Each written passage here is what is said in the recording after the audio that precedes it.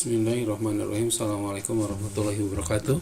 Selamat berjumpa kembali dengan pembelajaran peminatan yang pada kesempatan kali ini kita akan membahas tentang materi proyeksi.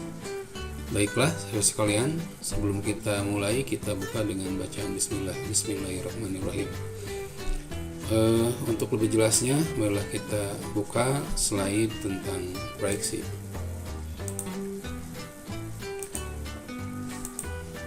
Nah, perhatikan skema yang ada pada gambar di slide ini. Proyeksi secara prinsip dibagi menjadi 3 bagian. Yang pertama adalah proyeksi ortografik, yang kedua adalah oblik, yang ketiga adalah perspektif.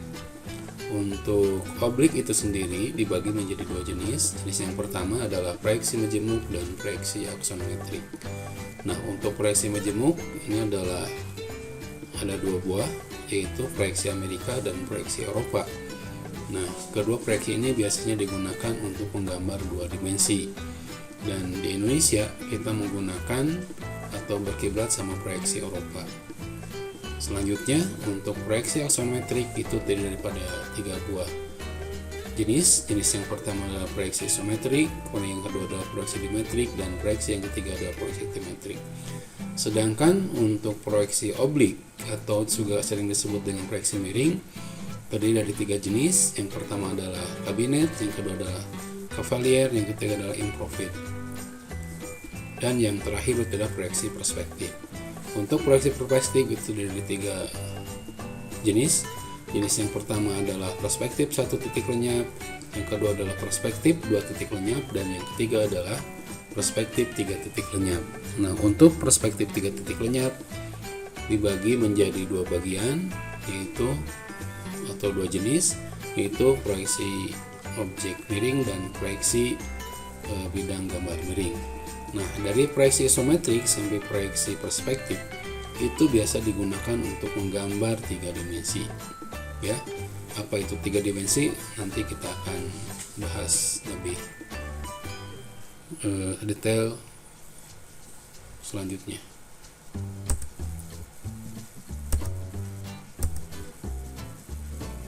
Oke, pengertian dari proyeksi. Apa itu proyeksi?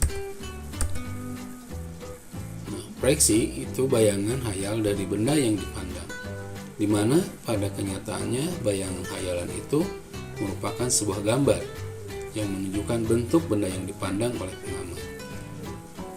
Bayangan hayalan dari benda tersebut ditentukan oleh garis pandang pengamat yang disebut dengan garis-garis proyeksi atau proyektor.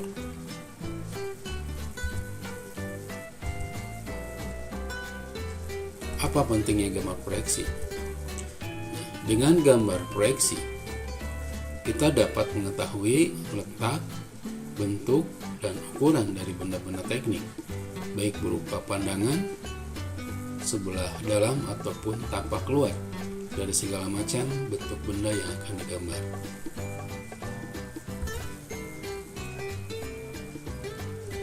Ada 4 hal yang harus kalian perhatikan pada saat menggambar proyeksi. Yang pertama, itu adalah titik pandang. Titik pandang adalah posisi mata pengamat, baik nyata maupun imajiner atau bayangan. Yang kedua, itu adalah gambar proyeksi, garis proyeksi yang menghubungkan titik pandang dengan benda. Sedangkan yang ketiga, bidang proyeksi merupakan bidang di mana benda diproyeksikan atau digambar. Dan yang keempat, itu adalah benda. Adalah objek yang diproyeksikan, dapat berupa benda maupun imajiner. Jadi 4 hal yang harus kalian perhatikan di dalam menggambar proyeksi. Yang pertama itu adalah titik pandang, yang kedua adalah garis proyeksi, yang ketiga adalah bidang proyeksi, yang keempat adalah benda yang akan digambar. Oke, kita masuk sama proyeksi ortografik. Nah, dari sekian banyak proyeksi yang tadi disebutkan dalam skema, kita sekarang akan fokus membahas tentang proyeksi aksonometrik. yang terdiri dari isometri, dimetri, dan trimetri. Sedangkan untuk oblik dan miring itu nanti terpisah ya. Untuk proyeksi majemuk, insya Allah kita akan bahas pada pertemuan yang akan datang. Oke, kita lihat apa yang dimaksud dengan pengertian aksonometrik.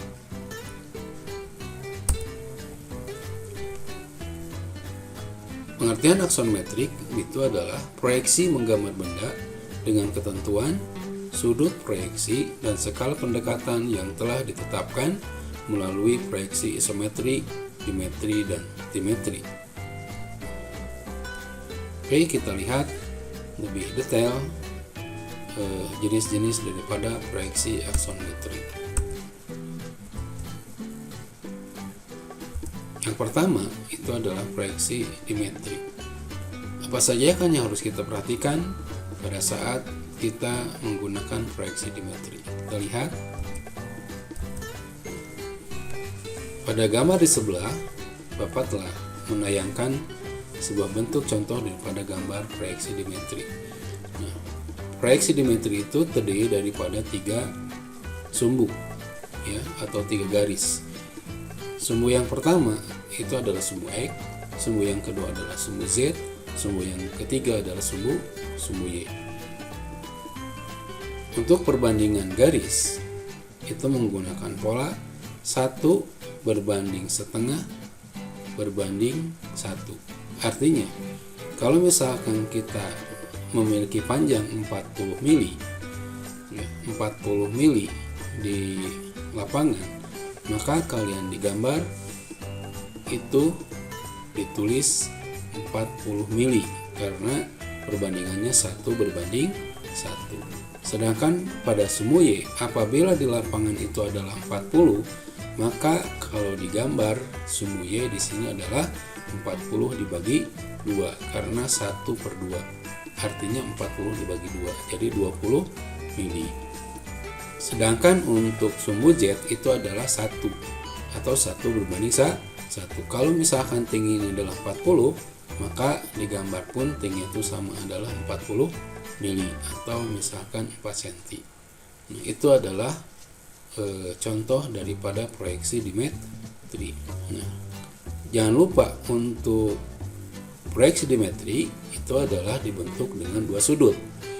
Sudut yang pertama yang membentuk antara garis mendatar dengan ke arah sumbu X itu adalah 7 derajat, dan antara garis mendatar dengan sumbu Y itu adalah 40 derajat. Atau misalkan di sini alfa dan beta, alfanya 7 derajat, betanya itu adalah 40 derajat. Nah, ini kalian bisa gunakan dengan menggunakan busur untuk mengetahui besaran daripada sudut proyeksi dimetri tersebut.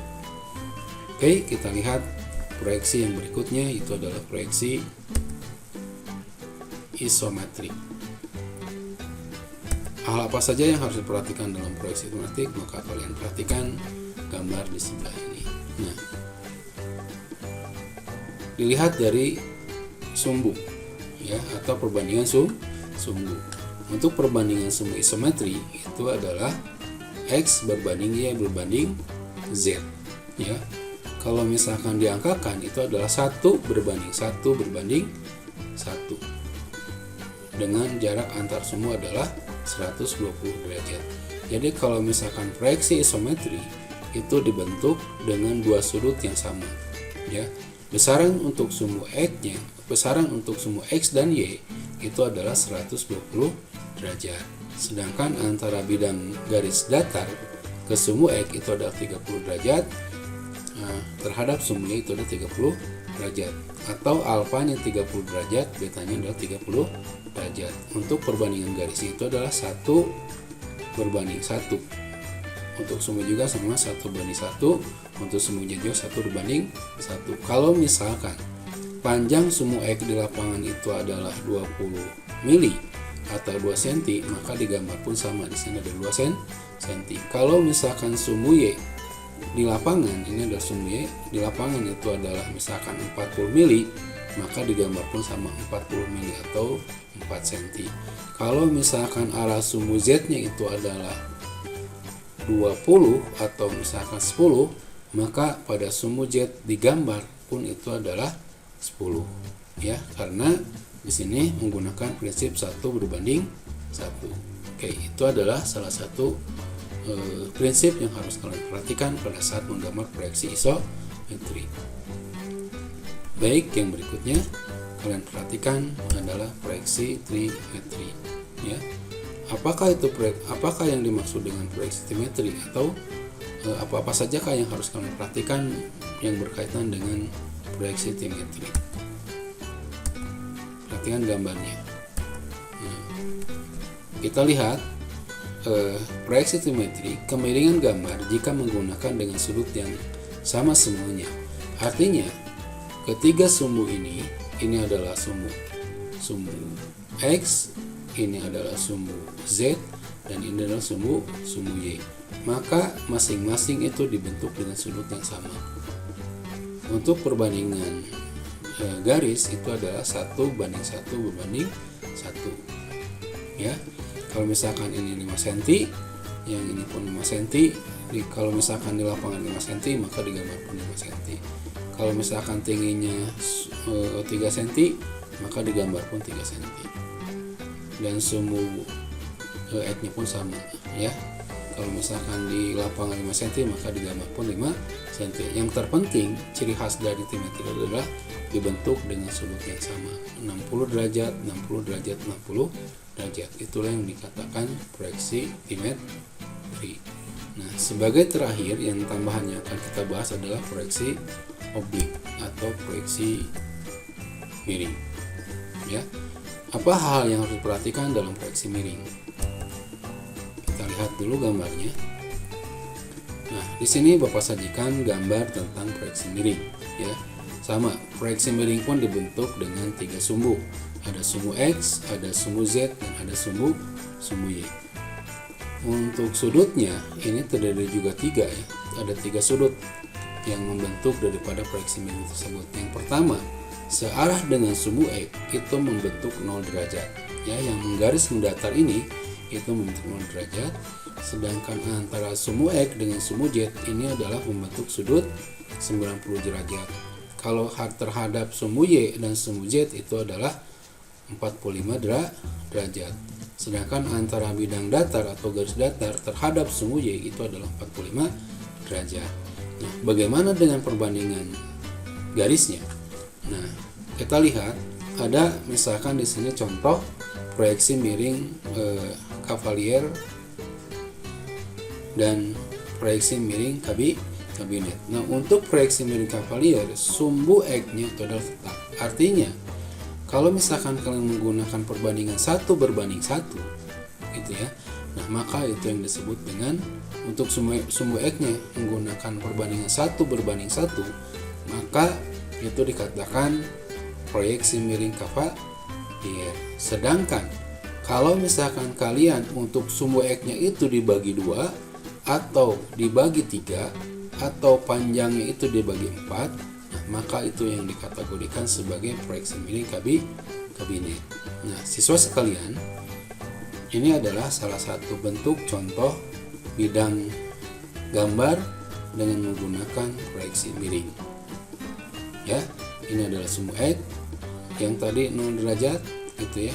Yang perbandingannya kalau misalkan Cavalier menggunakan 1 banding 1, kalau di lapangan misalkan 20 mili, maka di sini pun 20 mili. Atau misalkan di lapangan 2 cm, maka di sini pun 2 cm. Misalkan kalau pada sumbu Z, tingginya di sini adalah misalkan 10 mili atau misalkan 1 cm, maka digambar pun 1 cm atau 10 mili. Kalau misalkan arah sumbu Y-nya kalian menggunakan di sini ada 20 mili, maka digambar pun adalah 20 mili. Nah, itulah jenis-jenis daripada proyeksi yang nanti akan kita praktekkan dalam bentuk gambar. Oke, siswa sekalian, itu yang bisa Bapak sampaikan. Mudah-mudahan ada manfaatnya. Kalaupun misalkan tidak ada yang paham, tidak mengerti, silahkan kalian bisa memberikan komen pada WA atau nanti pada YouTube ya. Terima kasih atas atensinya. Bapak ucapkan sekali lagi banyak terima kasih. Assalamualaikum warahmatullahi wabarakatuh.